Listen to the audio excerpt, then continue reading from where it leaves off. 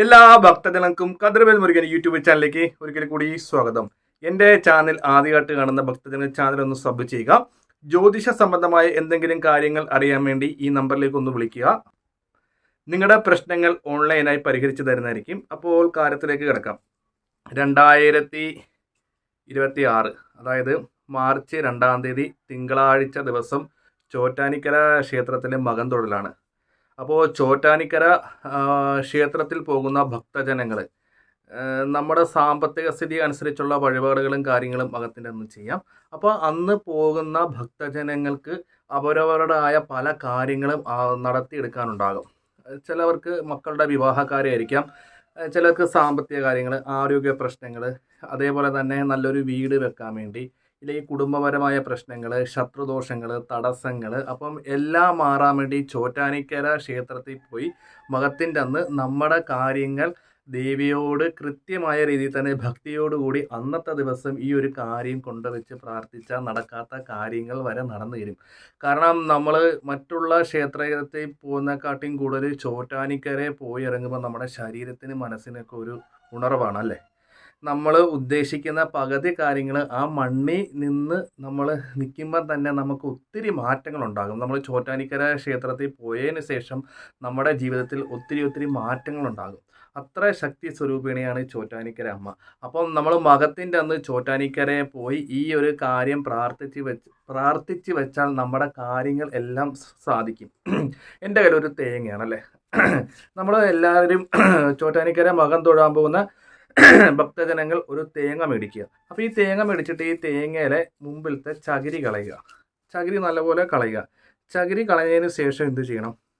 നമ്മൾ ഈ തേങ്ങയുടെ കണ്ണ്, ഞാനിതിപ്പോൾ ഇത് കളഞ്ഞിട്ടില്ല, ഈ തേങ്ങയുടെ കണ്ണ് നോക്കി നമ്മുടെ പ്രശ്നങ്ങളൊക്കെ നല്ലപോലെ പ്രാർത്ഥിക്കണം. അതിപ്പോൾ വിവാഹ തടസ്സമായിരിക്കാം, ജോലിപരമായ തടസ്സങ്ങളായിരിക്കാം, ദുരിതങ്ങളായിരിക്കാം, നമുക്കുണ്ടാകുന്ന ഒത്തിരി ബുദ്ധിമുട്ടുകളൊക്കെ ആയിരിക്കാം.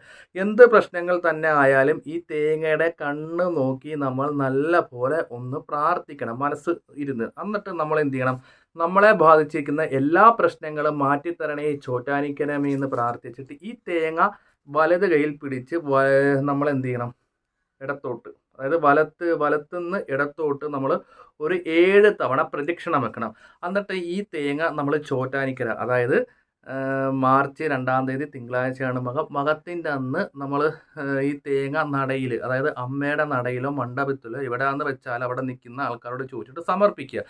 ഈ തേങ്ങ വെക്കുമ്പോൾ ഈ തേങ്ങയുടെ 3 കണ്ണ് ചോറ്റാനിക്കര അമ്മയുടെ നേരെയായിരിക്കണം.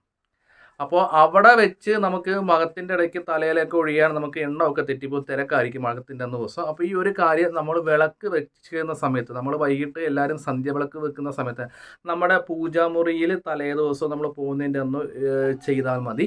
ഇത് ഇങ്ങനെ വെക്കുമ്പം നമ്മളെ ബാധിച്ചിരിക്കുന്ന, അതായത് ശരീരപരമായി ബാധിച്ചിരിക്കുന്ന രോഗദുരിതങ്ങൾ, അതേപോലെ തന്നെ ആഭിചാര ദോഷങ്ങൾ, ശത്രുദോഷങ്ങൾ, സമയദോഷങ്ങൾ, നമുക്ക് എന്തെങ്കിലും ശത്രുക്കൾ മാരകമായ എന്തെങ്കിലും ചെയ്ത് വെച്ചിട്ടുണ്ടെങ്കിൽ ആ ദോഷങ്ങളൊക്കെ ഈ നാളികേരം, അതായത് നമ്മൾ ഉദ്ദേശിക്കുന്ന നമുക്കെതിരെ എന്ത് ദോഷമാണോ, ജാതക ദോഷമാണോ, ശത്രുദോഷമാണോ, ആഭിചാര ദോഷമാണോ, എന്ത് ദോഷം ഉണ്ടെങ്കിലും ചോറ്റാനിക്കര അമ്മയുടെ അനുഗ്രഹത്തിൽ മാറ്റിത്തരണമെന്ന് പ്രാർത്ഥിച്ച് നമ്മൾ തലക്കൊഴിഞ്ഞാണ് നമ്മൾ നടക്കി വെക്കുന്നത്.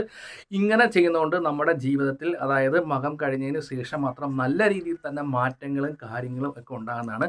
ബാക്കിയൊക്കെ ഭക്തജനങ്ങളെ വിശ്വാസപൂർവ്വമായിരിക്കും കാര്യങ്ങൾ മാറ്റങ്ങൾ ഉണ്ടാകുന്നത്. തീർച്ചയായിട്ടും മാറ്റങ്ങൾ ഉണ്ടാകും. ഈ ഒരു തേങ്ങ തലക്കൊഴിഞ്ഞ് നടക്കി വെക്കുക. അമ്പലത്തിൽ ഒഴിയാൻ ബുദ്ധിമുട്ടുള്ള ഭക്തജനങ്ങൾ വീട്ടിൽ വെച്ച് തലക്കൊഴിഞ്ഞ് മകത്തിൻ്റെ അന്ന് ചോറ്റാനിക്കര അമ്മയുടെ അടുത്ത് വന്നാൽ മതി. മക്കളുടെ കല്യാണക്കാരെയൊക്കെ ആവശ്യപ്പെട്ട് അവരുടെ തലക്കൊഴിഞ്ഞ തേങ്ങ കൊണ്ടുവെക്കാം.